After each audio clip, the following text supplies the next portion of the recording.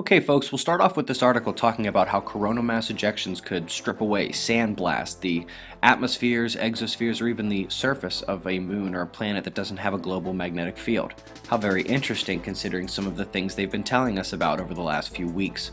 Apparently, some of these recent droughts we've been having in Southern and Central America are the result of hundreds of years of farming going back to the Inca and the Maya. Apparently, when you change forest land to farmland, it increases the reflectivity of the surface, leaving far less energy for convection and precipitation.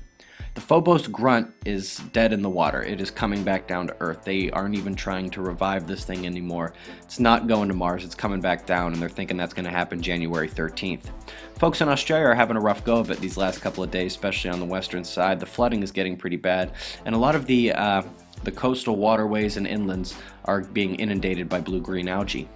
You might remember the last couple of days we've been talking about solar active region 11363, saying it wasn't as big a threat as most people thought.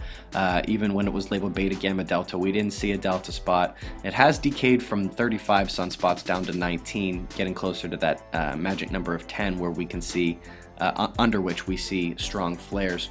But we have another solar active region 11362, which is labeled beta gamma. Magnetically complex, and this one only has 7 sunspots in the active region, so it's worth taking a look at. Now when we come over here, 11363 is the one that was labeled beta gamma delta, but this is the one we're going to look at now, 11362.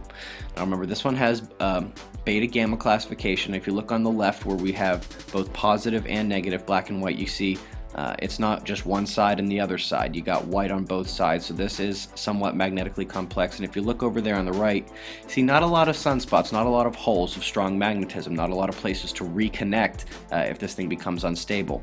Folks, this is the last week of critical frequency for the F1 layer of our ionosphere.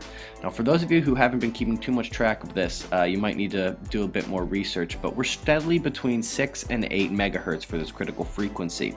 Now, that is pretty startling, not only for this time of year, but in general.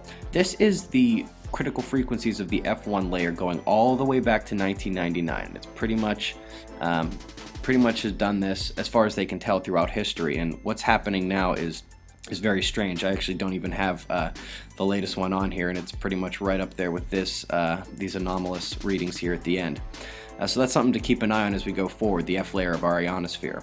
Last but not least, folks, on the induction magnetometer, we might have seen a bit of little asymmetric PC1 pulsations that indicate the magnetosphere might be trying to repair itself after that strong solar wind stream from the coronal hole this past weekend. So that's the news, folks. Be safe.